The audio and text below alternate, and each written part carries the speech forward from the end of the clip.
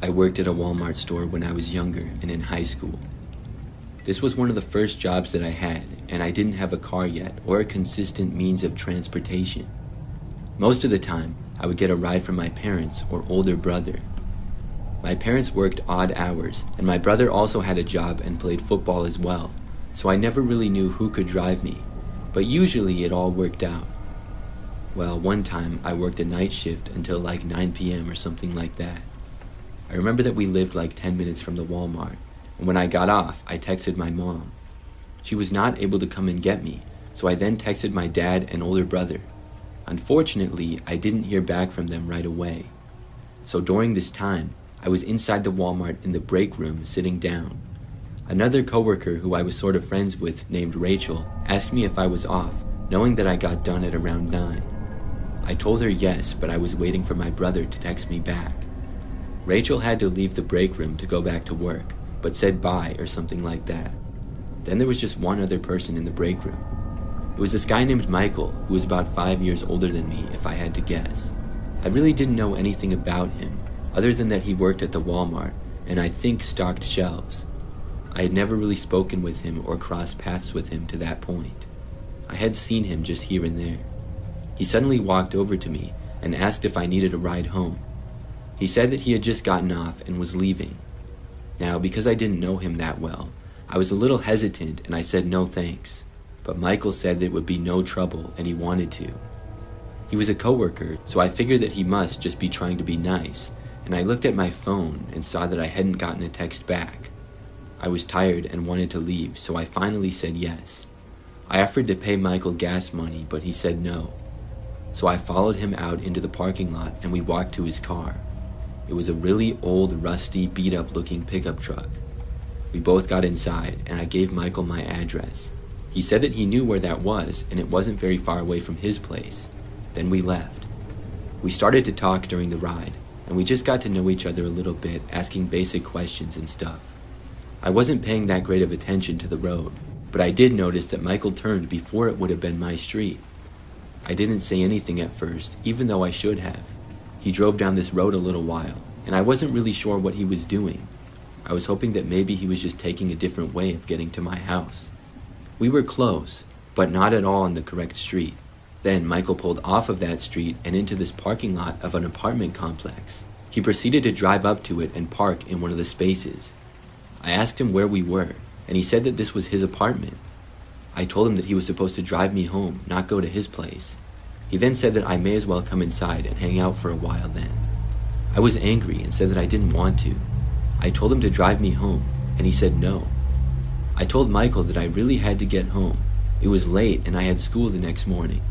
Michael told me that I could stay the night at his place, which I obviously said no to. Michael then said too bad and just started walking into his apartment. Now, I was at least a few miles from home, in some random apartment parking lot. I couldn't believe that Michael had done that to me, but I guess it was good he didn't try to force me to go inside with him. I called my brother again, who still hadn't texted me back, and luckily, he actually picked up the phone. He said that he had just gotten off of work early and could get me. I walked to the end of the apartment complex parking lot and waited. About 10 minutes later, my brother showed up. I was able to get home safely that night, and after that, I didn't bother to report Michael to work or anything. I didn't want to make a big deal out of the situation, and I figured that I would just try to stay as far away from Michael as I could and never talk to him again. And that was going well at first, but only for about a week. Then, one night, I got off of work kind of late again. This time, I had my dad coming to pick me up, but I had to wait for him. So I walked outside of the Walmart and stood around on the sidewalk. Things were pretty quiet around the Walmart, and the parking lot was also quiet at this time. Maybe 5 minutes into waiting, I noticed a truck driving to the front. It was Michael's truck. He stopped right in front of me. Then he rolled down the window and asked me if I needed a ride. I said no. Michael said he would give me a ride to my place this time. I said no again, and added that my dad was already on his way.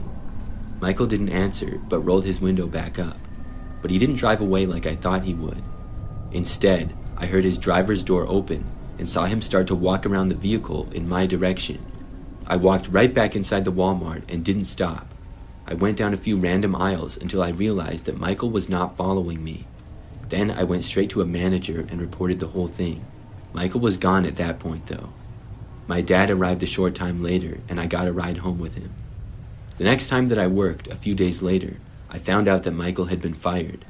I was glad, and luckily, after that, I never saw him again.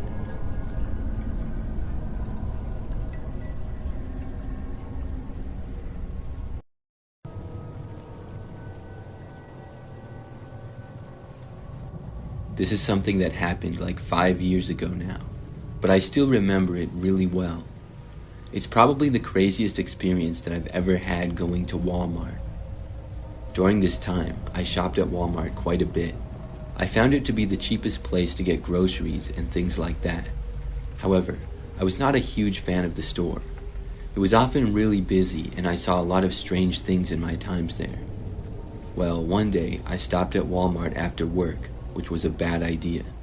I arrived to the Walmart parking lot at probably about 5:30 p.m.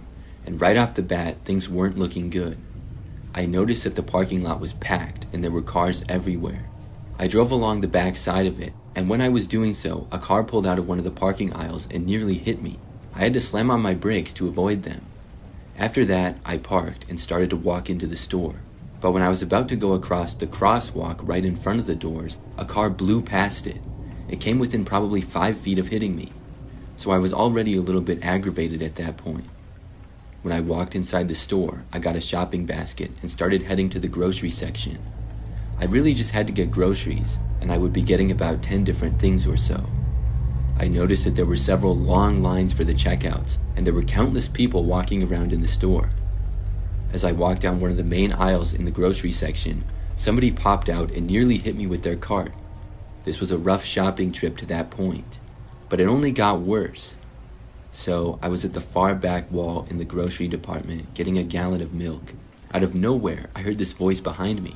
It was a child's voice. I looked and saw this little girl who was maybe about 7 years old. She had a full Walmart shopping cart next to her that looked like she had been pushing by herself. The little girl said hi to me and I said hi back to her and was very confused. She then asked me if I could pay for the groceries for her and her family because they didn't have any money. I asked her if those were her groceries. The cart was literally almost all the way full, and it was easily over $100 worth of items. Not even all of it was groceries, there were some other things too. I said no, I was sorry, but I couldn't. I mean, the whole reason that I was shopping at Walmart anyways is because I didn't have much money at the time. If I wasn't worried about saving money, I would have certainly been at Target instead, or the local grocery store, but those places costed more. The little girl didn't say anything back to me, and then just pushed her shopping cart away in another direction. I thought it was really strange what was going on, and I watched to see where the girl would go. The store was busy and a lot of other people were around, but I noticed that the girl went not that far away. Near a display with frozen foods, the girl went to a woman who I assumed to be her mother. I had to get yogurt, and they were kind of standing near the yogurt, so I ended up going closer to them.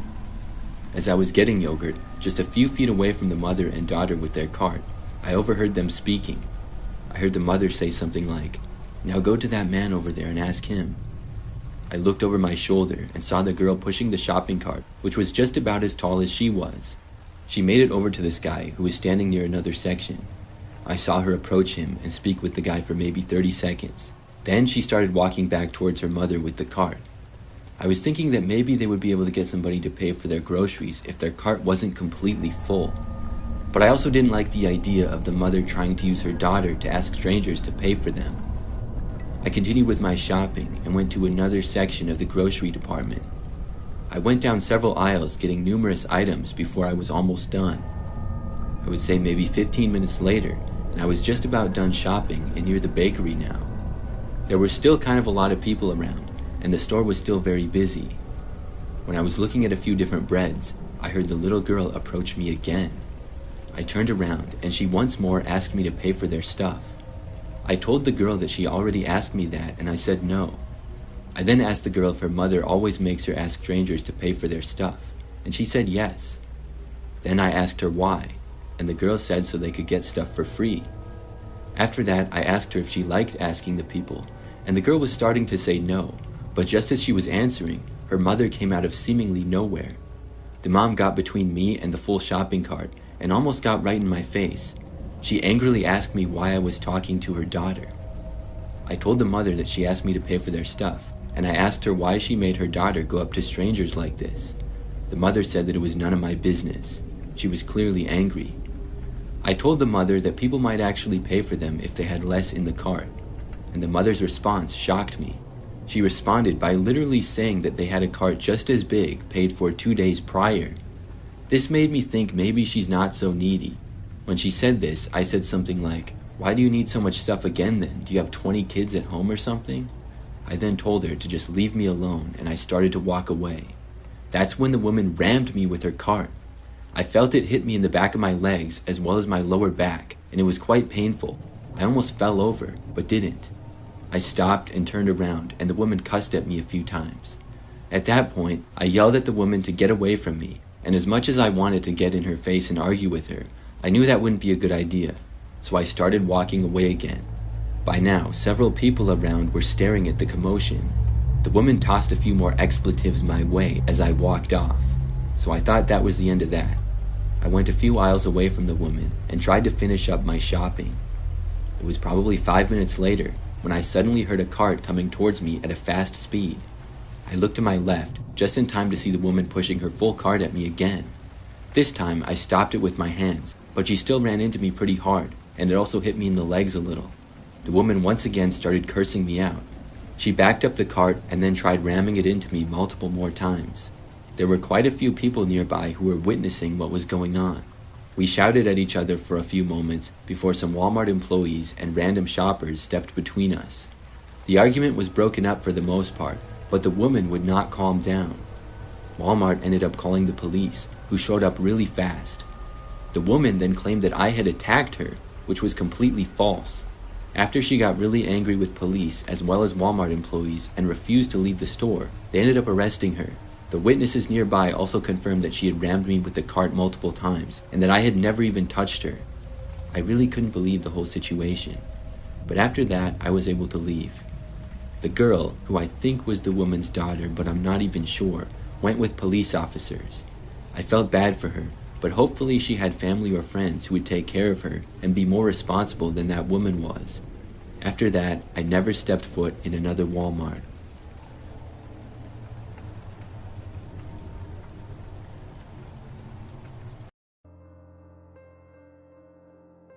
This took place around 8 to 9 months ago on the 24th of August, which was a Saturday.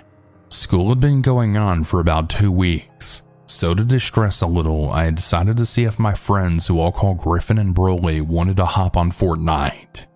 My mom and sister were out shopping, my dad was working, and I was bored. It was around 8 p.m. when we finally got on to play because I had decided to make pizza rolls beforehand and ended up burning the batch. After a few rounds, I could tell my friends were getting tired of losing, so they got off after an hour. I was planning on just lying down with my phone and just going to bed. That was until I had heard my 2 dogs barking outside. It's not unusual for them to bark, given how people typically walk on the side of the road, but I still looked anyway just to make sure. I didn't see anybody, but seconds after looking out the window, I heard our garage door open and then shut. That usually means my dad is home from work, but I didn't see his van outside, and he had texted me earlier telling me that he would be working late. I decided to walk downstairs into the dining room and then look out the window to get a better view. From there, I could see that our driveway was empty. There wasn't a person or vehicle in sight. At first, I just thought, oh crap, maybe it's a ghost, because someone had died on our land when it was a gas station before. Apparently, an old man put too much air in his tire and it just popped. I wasn't the type to go investigate, so I ran back to my bedroom and texted my family group chat to ask if anybody was home. I told my mom about the garage door, and she told me to turn off the lights along my bedroom door and then just stay there until she got home. So I did just that. About 15 minutes later, I thought that I heard our wooden floor downstairs creaking, like someone was trying to be sneaky. I didn't have anything to use as a weapon, so I unclipped my microphone's boom arm from my desk and then quietly opened my door, peeking from underneath. I walked out into our upstairs balcony and looked over, trying to see if I could spot anyone hiding or anything suspicious. I then stupidly yelled, "Hey, is anybody there?" Like they were really going to answer. I thought everything was fine until I saw a large silhouette of somebody standing underneath the balcony. I panicked and then ran to the closest room with a door, which happened to be my small bathroom. The intruder must have known that I noticed them because I heard loud and fast footsteps running up our stairs as I locked myself in the bathroom. I had stupidly left my phone in my bedroom, which was right beside the bathroom. After I built up enough courage, I bolted into my bedroom, locking the door as soon as I got in.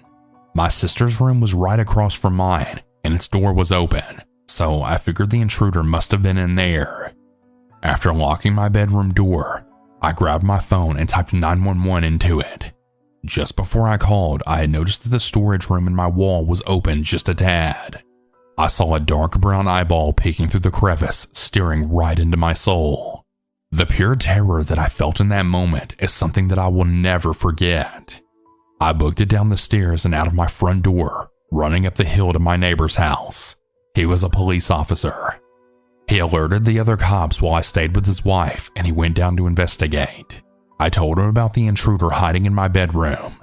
Minutes later, I ran back down the hill to see if the intruder had been caught.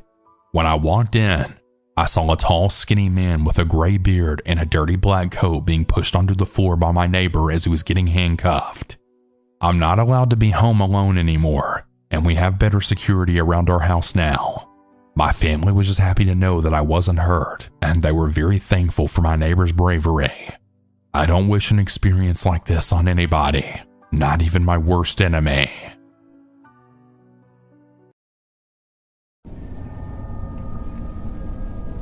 This is back when I was a high school freshman. I remember that during this time, I would get a ride to school with my older brother, who was a senior. We both played sports, but different ones. So one day, maybe a couple of months into the school year, we both had practice, but mine was early after school, and my brother's was later. When my practice got done that day, it was probably like 5 p.m., and my brother's practice was still going. All my teammates left, except for one. One of my good friends on the team, Jack, was in a similar situation. His brother was also practicing. We sat around and were talking outside of the gym areas for a while. Then we got bored and decided to walk around. School had been done for hours, so at this point, everybody was gone and the place was almost completely empty. We started just talking and walking around random hallways, just kind of wandering around.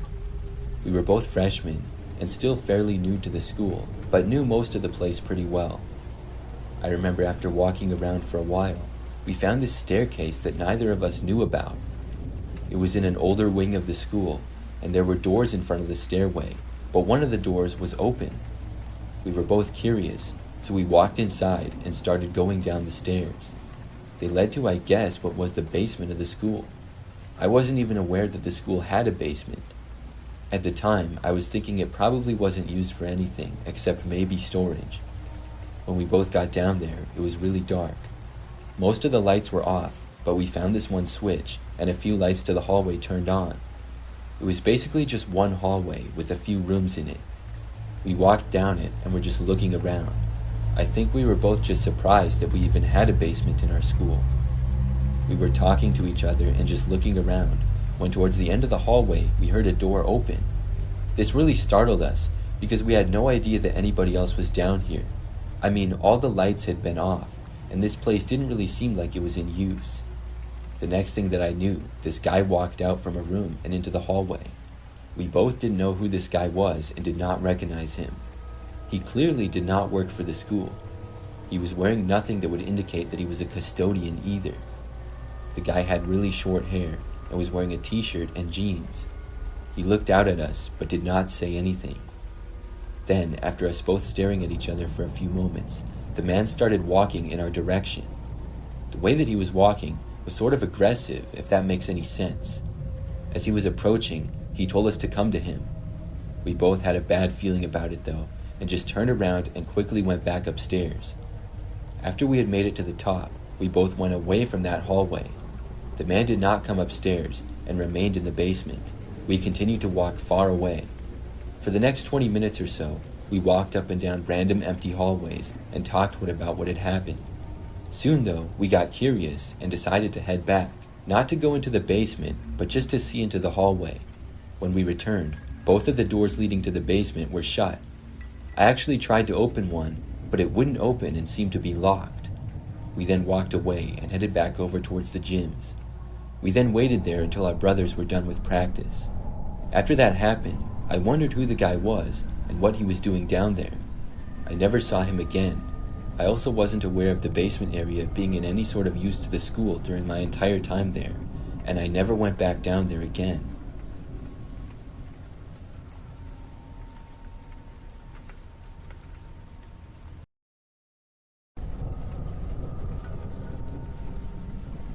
I had a really crazy situation when I was shopping at Walmart just a few weeks ago.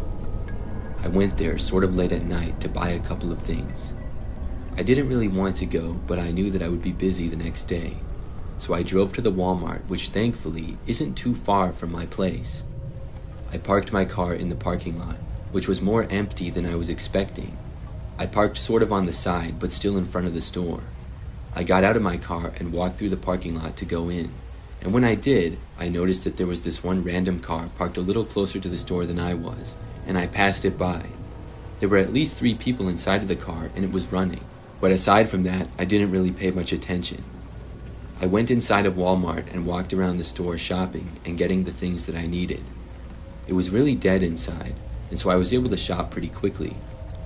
It probably took me less than 5 minutes to get everything that I needed. Then I went up to a self-checkout, paid for everything, and left. So I walked out of the Walmart to go back to my car at this point. Not long after I made it out of the store, I noticed something.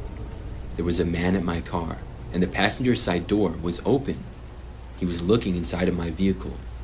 I didn't know how this happened or why, but I quickly started running over to my car. I yelled at the man, saying that was my car. When I got about halfway there, he suddenly stopped and looked at me. Then he took off running in another direction. I reached my car and then saw the man run to the other car that had been running in the parking lot. He got inside the back seat and the car quickly squealed away. Now I went around and got into my car. I looked over and saw that my glove box as well as the center console were open. There were random things on the floor and passenger seat which had been in them, but I didn't really have anything that valuable in my car, which was good. So I got inside and was about to call the police when I heard a noise from behind me. I looked, and there was another man in the back seat of my car on the passenger side. He was ducked down and almost hidden from my sight. When I saw him, I quickly opened my door and left my car. I ran all the way to the Walmart front doors and then called the police. I watched my car from there, and at first, the man didn't get out. Then, after maybe a minute, he opened up the back door and sprinted away to the side of the Walmart building and out of my view. At that point, I walked back out of the Walmart and went to my car again. This time, I got in, checked it for any more people, and luckily there was no one else. Then I locked the doors and waited for the cops to get there. In the meantime, when I was waiting, I was constantly looking around. I noticed at the side of the parking lot, I saw the guy again. He was really far away and walking. Then, the car which I had seen before entered the parking lot going really fast. It then stopped, and the man who had been inside my car got inside of it. The car then sped away, once more screeching the tires when it left. After that, they quickly went out of sight. The police arrived just a few moments later. I told them everything I could, giving a description of the man as well as their vehicle. After that, I went home. I don't know if those men were ever located.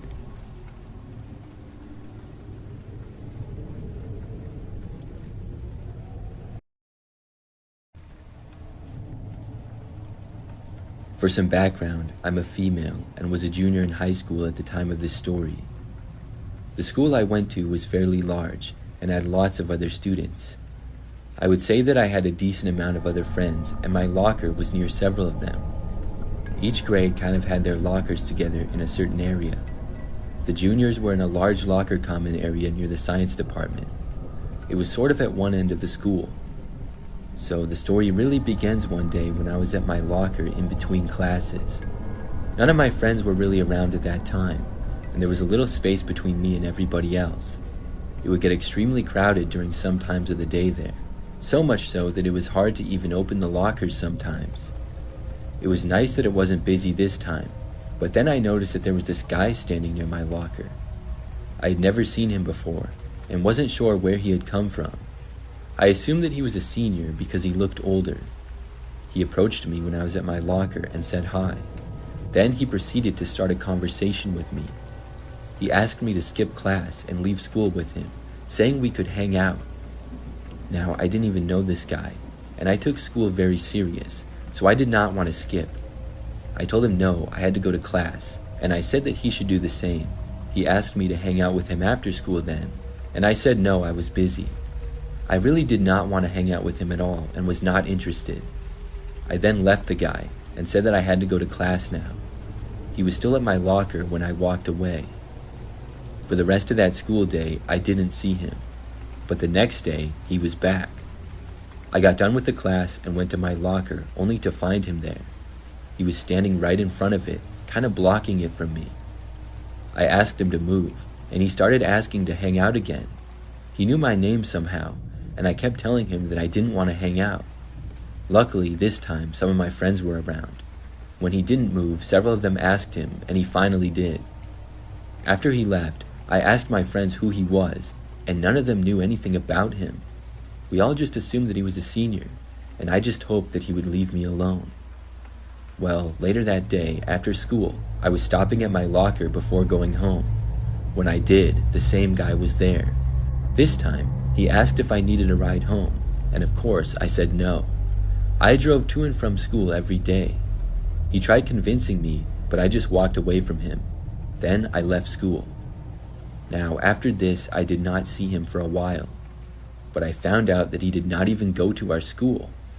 Apparently, he had tried getting several other girls to hang out with him as well. One of them reported him for harassment after he apparently followed her into a restroom. That's when they found out he wasn't a student. Nobody really knew who he was until like a week or two later. One of my friends showed me this news story online. It was of an attempted kidnapping of a local woman, which luckily the woman got away. The man was caught, and I saw that it was the same guy. It turns out he was 23 and not even in high school at all. No wonder he looked older. I really couldn't believe it, and I feel grateful that everybody ended up being all right and that the man was caught.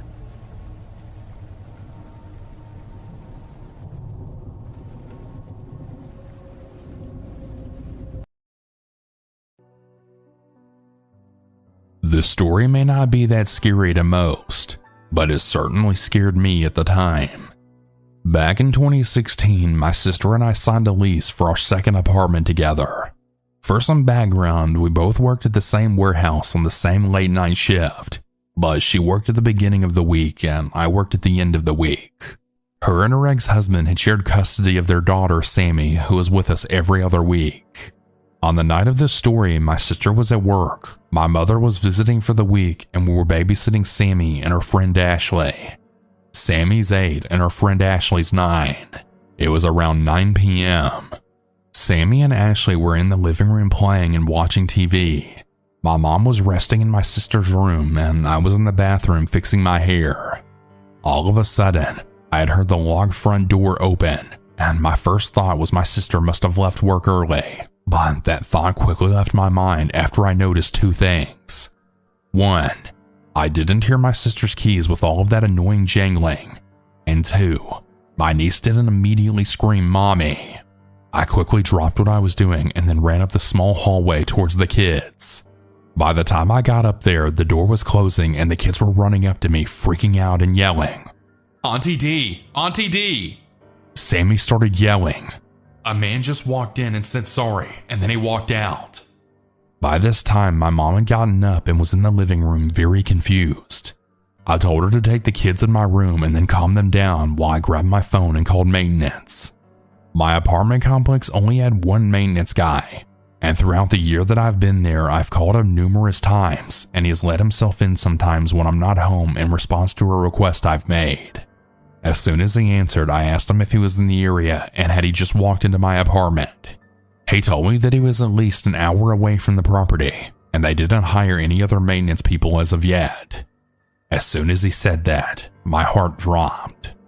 I quickly blurted out that someone just walked into my house and I'm calling the cops now, before I hung up on him and dialed 911. When the police arrived about 10 minutes later, I explained to them what happened, but when they looked at the door, there was no sign of forced entry. So whoever walked into my apartment already had a key. They told me they were going to knock on some doors on the surrounding apartments and then would be right back. 15 minutes later, they came back and told me something that really messed with my sense of security. The person that walked into my apartment was a family member of my neighbor in the next building over. I was 24D and he was 22D, and he actually did just accidentally walk into the wrong apartment. Apparently, the people in control of the complex gave every 4 random apartments the same lock and key set, but the only way the residents would find out is if by chance something like this happened.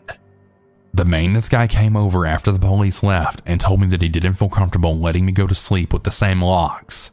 So instead of waiting for the morning, he made a special trip just for me to sleep more comfortably and then changed my locks. I will be forever grateful for him. We moved out of that apartment about a month later and never looked back. Once again, I know this story really wasn't that scary, but I can't stop thinking, what if it was someone who had bad intentions? The first people they would have hurt would have been those kids, and I would have never forgiven myself.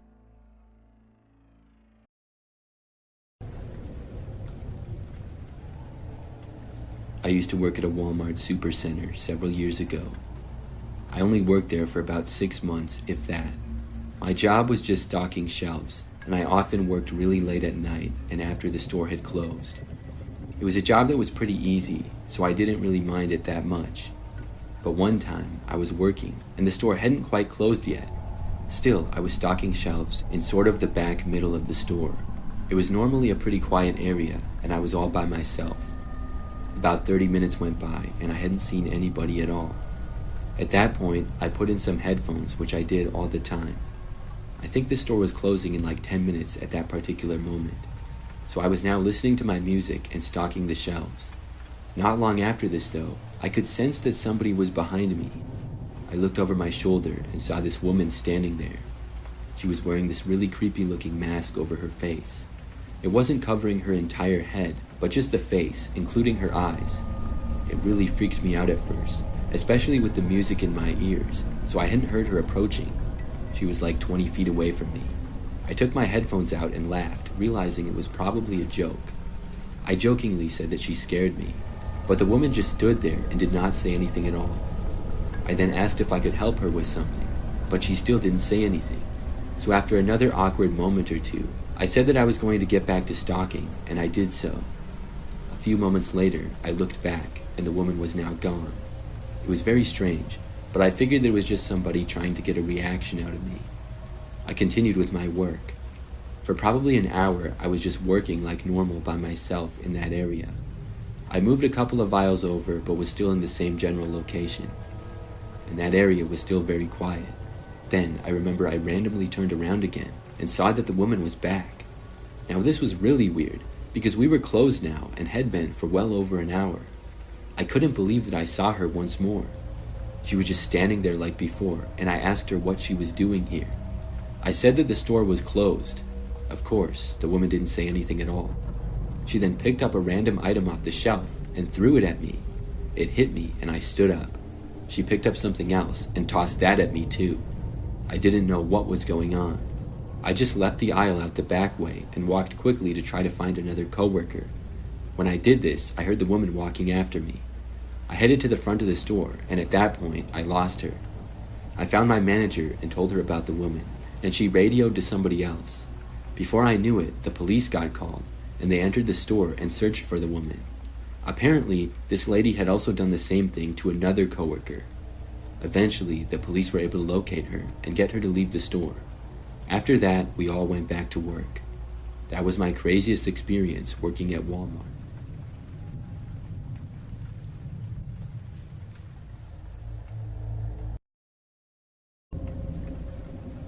I used to walk to and from school every day. This was when I was in high school, and during my freshman and sophomore years. Obviously, I didn't have my driver's license yet, but I also didn't like to ride the bus. We luckily lived close enough that I could walk to school, and we lived in a warmer climate where the winters were very mild. It would take me about 15 minutes to walk to the school, and I had no problem with it at all.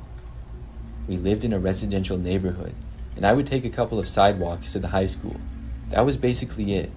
Most days, I would walk all by myself, and at 7 o'clock in the morning, things were very quiet. The roads were not very busy either, other than the occasional car passing by. One morning, I was walking to school like any other day. I would say that I was about halfway there when I heard a vehicle approaching. To this point, there had been maybe a few cars here and there driving by, but I didn't really notice. So this car I did notice, because it started driving closer to me and slow like it was going to pull over. And then surprisingly, it did pull over. I looked over to the car, wondering who it was. The window rolled down, and there was a man behind the wheel. He asked me if I could use a lift to class. Clearly, I knew better than to get a ride from a stranger, and I said no. The man said something like it was probably a really long walk, but I still said no thanks. At that point, he did drive away. I walked the rest of the way, wondering if the man could have been dangerous, or if he was just trying to be nice. He should know better, though, than to offer random high school kids rides. So after school that day, I was walking home. This was the very same day. So I was by myself on the sidewalk, and when I was nearing my neighborhood, but still a few minutes away, a car approached again. I didn't really think to notice if it was the same one, but I soon realized that it was. The car slowed down and went about as slow as I was walking. Once more, a man rolled down the window, and when I looked, I noticed that it was the same guy. He then asked me if I needed a ride. I told him no again, I did not need a ride. He said okay, and then drove off. I really couldn't believe that the guy had tried to get me to go into his car before and after school. Obviously, I was hoping that I would never see him again, but that was not the case. The very next morning, I was walking to school. Now, looking back, it's easy to say that I should have told somebody, and I should have took more precautions, but for some reason, being a young high schooler, I thought the man would not be back. I figured he would have gotten the hint, and the previous day would probably be the only day that I would see him. So as I walked to school on this morning, I was about halfway there, and I saw a car pass me by, which looked like the man's car. I got a bad feeling. The car passed me though, and for a moment I felt relieved. But then the car pulled over to the side of the road, about 40 or 50 feet in front of me. And this time, it completely pulled over. It stopped, and it looked like the engine was turning off. I had a terrible feeling. It seemed as though the man may get out. So I quickly turned and went into a random person's front yard. The sun was still sort of rising, so it was mostly dark out. I then went into the neighbor's backyard, and then cut through a few more properties. I knew the area really well, and I continued to cut through more people's yards and take random streets. I was able to make it all the way to school like that, and did not see the man or his car for the rest of the way. When I got to school, I called my mom and told her about it, and I also told all my school friends throughout the day. Everybody was concerned for me, and said that I should not walk home that day. My mom was working, and offered to leave her job early, but I was able to get a ride with my friend Amanda. So after school, I rode on Amanda's bus with her and went to her house. The bus didn't go to my house at all, because we had told the school that I was not going to be using it, so I wasn't assigned to a bus at all. So my mom picked me up from Amanda's, and then we contacted the school so I could be on a bus. After that, I rode the bus to and from school every day for the rest of the semester. Then I was able to get my driver's license, and drove to school for the rest of my high school career. Luckily, I never saw that man again.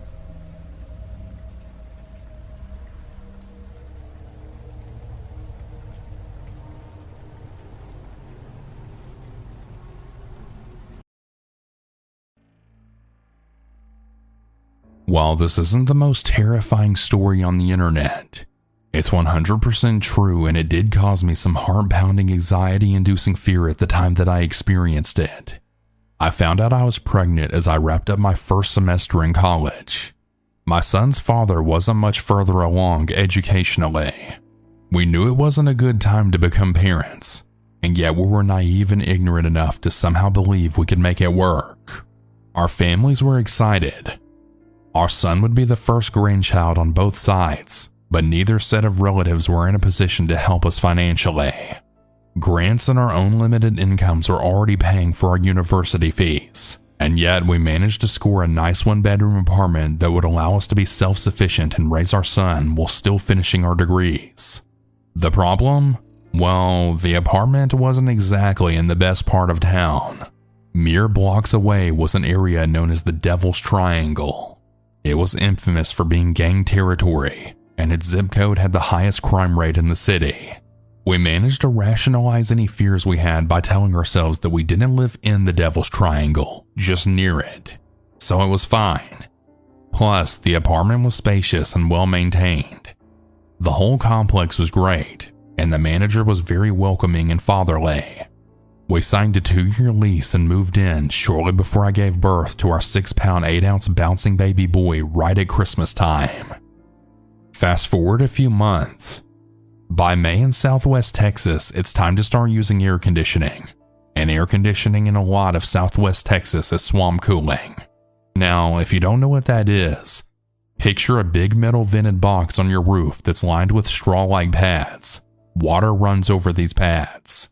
Air gets sucked through the water-soaked pads, cooling the air, which then gets pumped through the ductwork into your home. It's one way to cool your house. Not the best way, but it's better than nothing. And it works more effectively if you leave your windows cracked just a smidge. This creates a type of vacuum effect that pulls air outside, allowing cool air from ducts to circulate more efficiently through a given room. So it's May, it's late, and we're asleep. The swamp cooler is running. The window is cracked about an inch or two, and my sleeping baby's crib is right next to the window. That's when I hear it. A rustling noise. Metal is brushing against something. It's barely audible, yet it was just loud enough to wake me up. I listen carefully for a few seconds. The sound is familiar, but I can't place it. It's not the baby. He's still sleeping. But the curtain isn't being sucked towards the cracked window anymore. It's like something is blocking it. I sit up to get a better look. That's when I see the outline of a person right outside our window. The same window my soundly sleeping baby is less than a few feet away from. I jostled my sleeping boyfriend and then quietly whispered, "Charlie, I think someone's breaking in." He groggily looks at the window, listens to the rustling sound, and then says, "It's just the wind. Go back to sleep." That's the moment that I'm able to place the familiar noise. It's someone wiggling the window screen back and forth in an effort to dislodge it. I sit up. My heart is racing. Now I'm panicking. "Someone's breaking in." This time I hiss more loudly. "Charlie, wake up! There's someone breaking in!" I enunciate each word with as much seriousness as I can.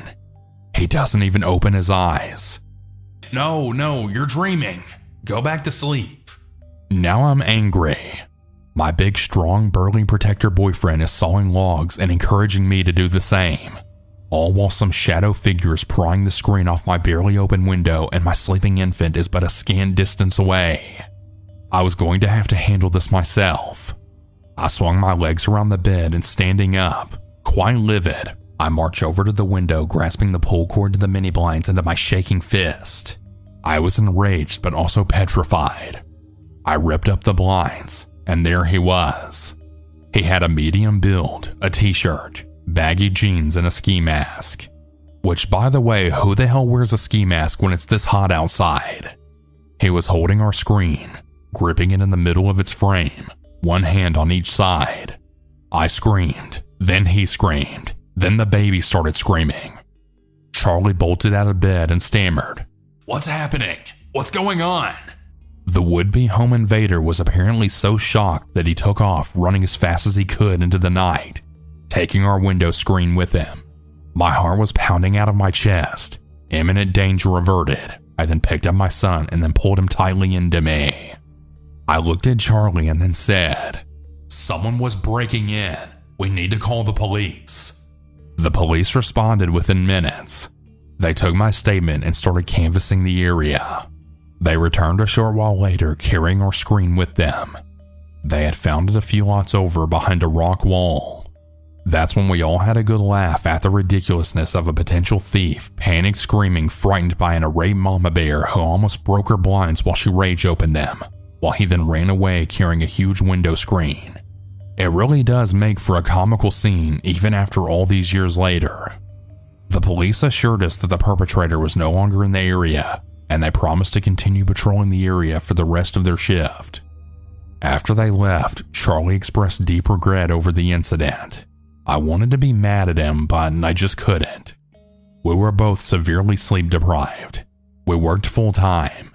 We were caring for an infant that woke us up several times a night.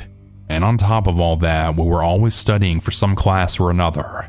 It really wasn't his fault. As for the screen thief, he managed to break into several other apartments in our little apartment complex, including the unit directly next to ours. But he was eventually caught after breaking into the wrong apartment. 2 buildings over, there lived an ex-Marine. Like me, he had caught the guy breaking in. Unlike me, he let him get all the way inside before then pistol whipping him unconscious and then calling the police.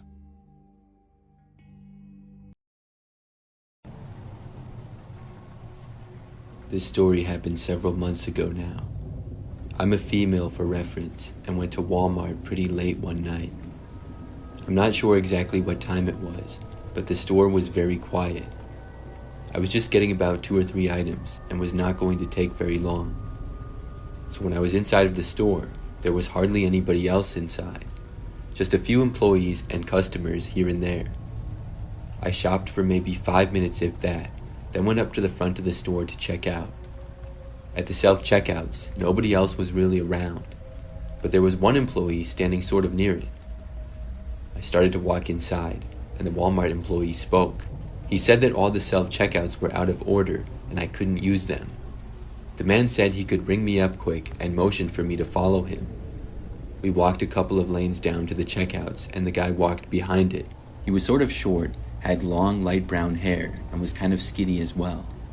I put my items down in front of him and he started to scan them. He asked me how my day was going like many cashiers do. But after that, he asked me where I was going now, and I just said that I was going back home. The guy then asked me if I wanted to hang out with him, and I said no thanks. It seemed really strange for him to ask me this. He asked me if I wanted to get some food instead or something like that. Still, I said that I really had to get going. The man didn't say anything. He angrily handed me my receipt, and then I started to walk away. I found the whole interaction to be really weird and also awkward. So I left the store and then headed to my car in the parking lot. I had to go all the way to the other side of the store though, because they had closed the doors on the side that I had parked on. So after walking out, I had just about made it to my car and was maybe 20 feet away from it. That's when out of nowhere, I heard a voice behind me. I looked and saw the Walmart employee who I had just seen like a minute before. It really took me by surprise, and he seemed to come out of nowhere. He once more asked me where I was going. As I saw him walking closer to me, I quickly went to my car and got inside of it. Luckily, he didn't run over and try to get in my car or anything. I started the engine and drove away. Since that happened, I have not been back to that Walmart, or any Walmart for that matter. I'm not sure if that guy was off work when he did that or what, but I think it's really crazy how he followed me all the way to my vehicle. I also wonder if the self-checkouts were really shut down, or if he just wanted me to go to his register. Either way, I have no plans to return to that Walmart, and I'm hoping that I never see that guy again.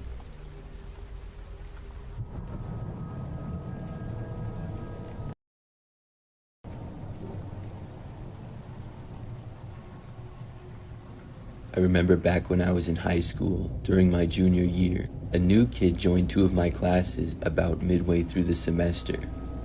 It was the first semester of the school year, and out of nowhere he was just in my class one day. His name was Justin, and he sat next to me in one of the classes because there happened to be an open seat. I didn't really know where he had come from or why he had suddenly started going to my school, but as the semester went on, I sort of became friends with him. We didn't really have much in common, and he seemed a little bit weird, but we did sit next to each other in a class and also had the other class together, so he would often talk to me during class, and we would sometimes talk in the other one as well. Overall, I never knew him very well. I did ask him a few questions about himself, For example, I asked him what school he had come from before my high school. I also asked him if he had just moved to the area. He named a school that I had never heard of before and said that he had recently moved there. But aside from that, he didn't really share much about himself. Still, I was friendly with him, and I didn't mind talking to him here and there. He did get a little bit annoying though, because during the class where we sat next to each other, he would make a lot of comments. I figured that I might be one of the first people that he met in our city though. After probably like 2 or 3 weeks of him going to the school, he invited me to hang out. He said that I should come over to his house that night around 7 or 8. At first, in my head, I wasn't really sure if I wanted to, but I said yes because I realized I may as well hang out with him at least once. After school, I went home, and then he texted me at some time that night to come over. He gave me his address, and I got directions to go there. I had a car at this point, and I drove to Justin's house, which took maybe 10 minutes. He lived in a neighborhood that was not the greatest, but had a lot of smaller houses in it. I parked and then texted Justin that I was there. He did not respond right away, so I got out of the car and then walked to the front door and knocked on it. There was no response for at least a minute.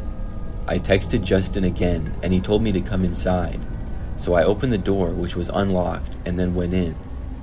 After getting inside of his house, at first it seemed like nobody was home. Basically all the lights were off, and I did not think that his parents were there. I called out saying hi, but didn't hear anything back at all. But there was what appeared to be a door leading to the basement that was open a little.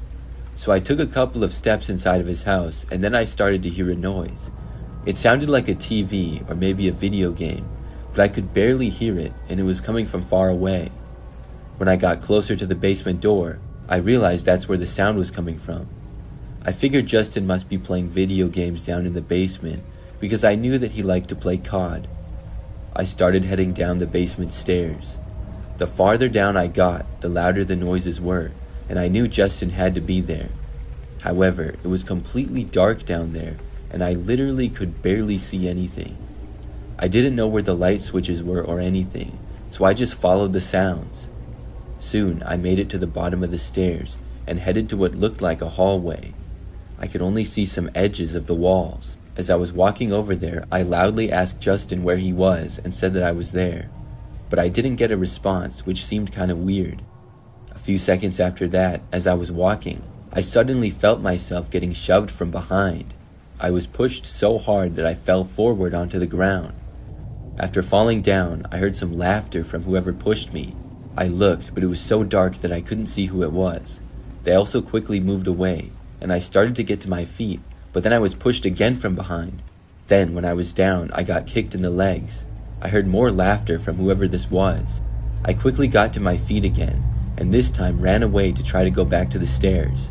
I heard somebody else moving down there, and I tried my best not to run into anything. I never thought to take out my phone and use it for light or anything, but I also didn't really have much time for that. After running back towards the stairs, I was luckily able to make it. I sort of tripped over the first part of the stairs, but I caught myself. I then ran up and left the house. I ran all the way back to my car and then drove home. I texted Justin when I got back, asking him what on earth that was all about. He didn't respond though. The next day was a Saturday, so we didn't have school, and the following Monday he was in class. However, I did not feel like saying anything to him and just ignored him, and he did the same to me. Normally, he would talk to me and was borderline annoying because I didn't really have much interest in many of the things he would talk about. This day, he said nothing at all, and it remained that way for the next few days as well. And randomly after that, he just wasn't in class anymore. He must have changed schools again or something, and I never saw him again. I still wonder what went on in his basement. I believe that was him pushing me, and it makes me angry. I'm glad that I was able to get away though.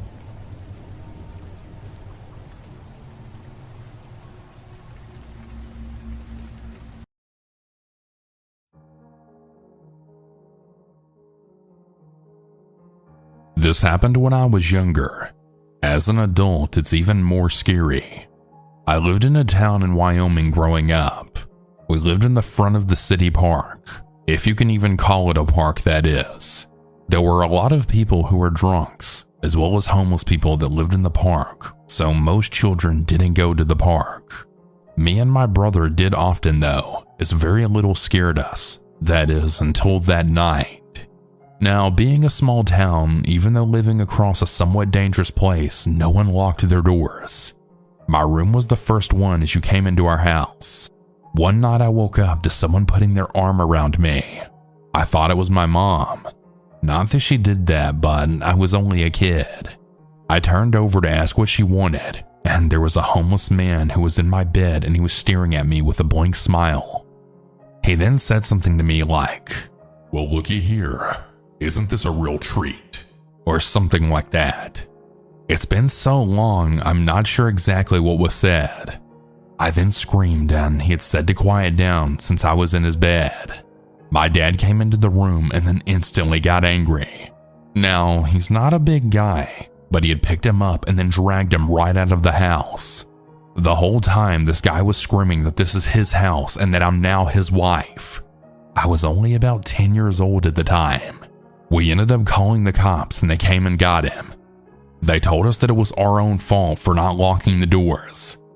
Needless to say, after that, we always had the doors locked regardless if it was day or night. I moved away and into a safer place, but I do still lock my doors to this day. I'm even a little OCD about it, and I make sure that I can't even open the door.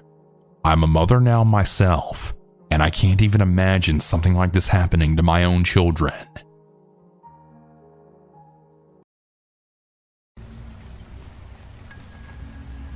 This is something that happened back when I was in high school.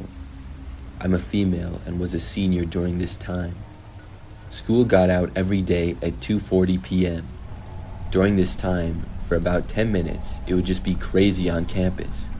The school was fairly large, and everybody would be scrambling to get out of there. The locker commons and hallways were very crowded, and then everybody would leave the school. But one day, I was able to leave school early. I was in an advanced class during the final period of the day, and it only had about 15 students in it. We had a really big test that day, and that was the only thing that we had. When we finished, our teacher said that if we drove ourselves to school, we could just leave. Most of the time, even if there was nothing to do in class, in high school the teacher would not let you leave until the bell. So this was really nice, and I got done with my test about 10 minutes before the class would normally get out. I left the classroom and then went to my locker. Then I walked out to the parking lot.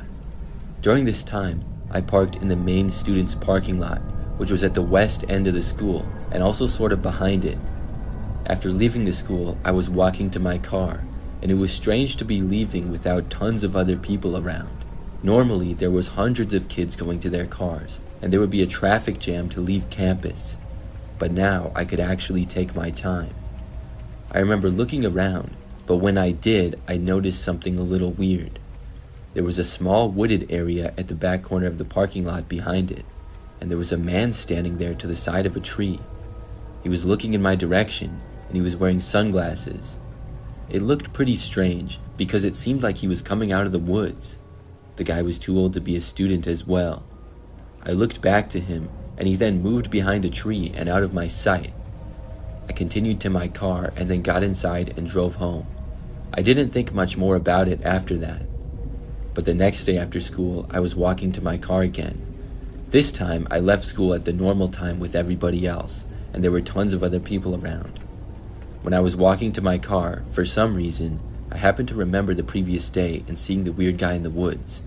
Maybe it was just because I was walking to my car again, but I decided to look over to the woods once more, thinking there was no chance that the guy would be there again. But he actually was. The same guy was in the same exact spot, and it was really hard to notice him or see him at all unless you were looking for him. He was halfway behind a tree. I was wondering who on earth this guy was and what he was doing. I kept looking at him as I walked to my car, and the guy seemed to actually be looking at me. Soon, though, he disappeared behind a tree again. After that, I continued to my car and drove home. It was really strange, but I didn't think too much more about it until the next day. This time, when I was leaving school, I knew to look to the spot, but I didn't see the guy this time. He was not there like he had been the last couple of days. The next strange thing to happen was when I left school to drive home, maybe 2 days after that. I was driving back and noticed that this one car followed me almost the entire time. I didn't notice it until maybe about halfway. There was a smaller black sedan that was driving behind me, not really close or anything, but the car did stick with me going into the area where I live, which was normally very quiet. I lived in a large neighborhood, but it was also a very quiet neighborhood. I had to make several turns in the very residential area, and we were the only 2 cars on the road. I looked back and noticed that the driver was wearing sunglasses. Could this be the same man? I didn't know, but it did seem strange. At my street, I turned onto it, and so did the car following me. I wasn't sure what to do at the time. I just drove to my house and pulled into the driveway. Luckily, the car did not pull in after me, and it kept going. I was very relieved. I went inside after that. For the next few hours, things went by pretty normally.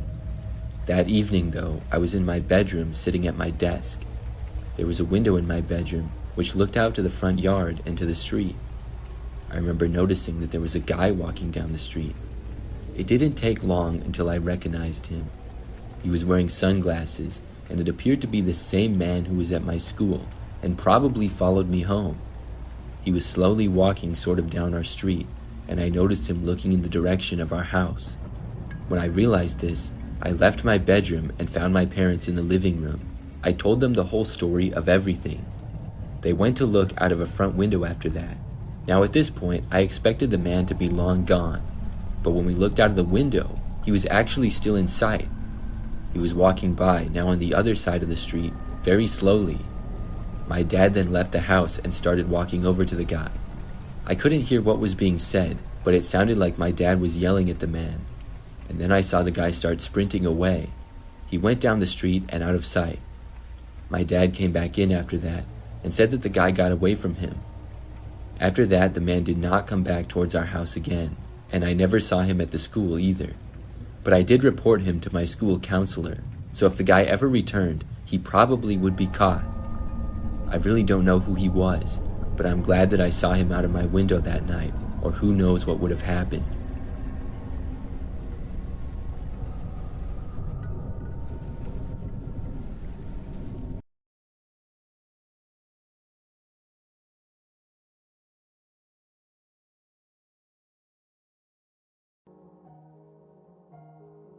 Any names mentioned in this story have been changed for privacy reasons. I want to start off by saying that I'm currently going into my senior year in college at a large university in Pennsylvania. This happened to me a few months ago while I was a junior in my spring semester. The apartment I was living in at the time had become flooded due to a burst pipe in my bathroom, so I was staying at my boyfriend John's house for a couple of weeks until the pipe was fixed. He lived in a house in a neighborhood that was only a 10-minute walk from campus, so it was really easy for me to get to and from my classes. The house was, well, interesting. It was a smaller 4-bedroom house that sat at the end of a cul-de-sac. A key detail to remember is that the house sat right next to a busy street with a sidewalk, as well as a guardrail separating the backyard of the house and the street. Another key detail is that the house had a creepy, unfinished basement with a side door that led into the basement, as well as a large crawl space in the back right corner of the room. The only person who went in the basement regularly is one of John's roommates, Owen. Now that I've explained all of the background details, I'll get into the main story. On the third day I'd been staying in the house, I was lying in bed in John's room when I'd got a call from him. When I picked up the phone, before I could even say hello, he then immediately said, "Jamie, I'm freaking out right now." I paused and I asked him what was going on, and he then responded by explaining that he was walking on the sidewalk down the busy street that I previously mentioned when a dirty-looking homeless man had approached him. John said the man was just standing in the middle of the sidewalk just staring at him until John went to walk past him and he started talking to him. The man was talking about how handsome John was, and that he must get a lot of attention from all the guys at school. John went on to explain that he had a girlfriend and had tried to walk away from the man. However, before letting John go, the man said that he lived only a few blocks away and that he would see him very soon. John then walked away quickly, and when he briefly turned around, he saw the man still staring at him with a wide smile on his face. I was freaking out because this had happened literally right next to the backyard of the house, but I figured that the man wouldn't know where John lived. He hung up on the phone and got home a few minutes later, but insisted that nothing would happen and that everything would be okay. However, several weird things happened over the next couple of days. I first saw that some of the food I had bought was missing from both the fridge and pantry. John had asked his roommates if they had taken the food, but both of them insisted that they hadn't. As well as this, I had heard weird noises at night that sounded like slow footsteps walking around the entire house, then descending into the basement. I just thought it was one of John's roommates sleepwalking and that John didn't seem to hear them, so I just shook it off. Well, about 5 days later after my boyfriend's phone call was when shit really hit the fan. It was the middle of the day, and John and I were laying in his bed watching TV when we had heard a loud scream from the basement. John jumped up and ran towards the basement while I stayed in the room scared as hell. A few seconds went by when I saw John sprint to his room and then yell at me to get out of the house. Owen followed soon after, so I knew whatever happened was serious. We all ran out of the house and then jumped into John's car when he then told me what was going on. So apparently Owen was in the basement getting tools to work on his motorcycle when he had heard strange noises sounding like chewing coming from the crawl space. He didn't think anything of it until the noises got louder and louder, and when Owen went to look in the crawl space, he didn't see anything at first because it was so dark. So he had shined his flashlight into the crawl space and then immediately screamed. There was a dirty looking man sitting in the far back corner of the crawl space eating a bag of chips. My chips from the kitchen pantry. That's when John went to go check out what happened, and Owen screamed at him to get the hell out of the house. John called the police while we all waited in the car with the doors locked. Luckily, the police arrived within 5 minutes, and Owen immediately directed them to the basement. A few minutes later, the police came out of the house with the man in handcuffs. John then gasped and then said, "Oh my God, that's him!" I was confused until I then realized that it was the same creepy man who had spoke to John on the sidewalk only days prior. I will never forget the look on John's face. It was full of pure terror. After the officer put the man in their police car, they had took John's statement. That's when we found out how the man was able to get into the house. It turned out that he was homeless and had got into the house from the unlocked side door that led into the basement. He then crawled into the crawl space and set up camp there.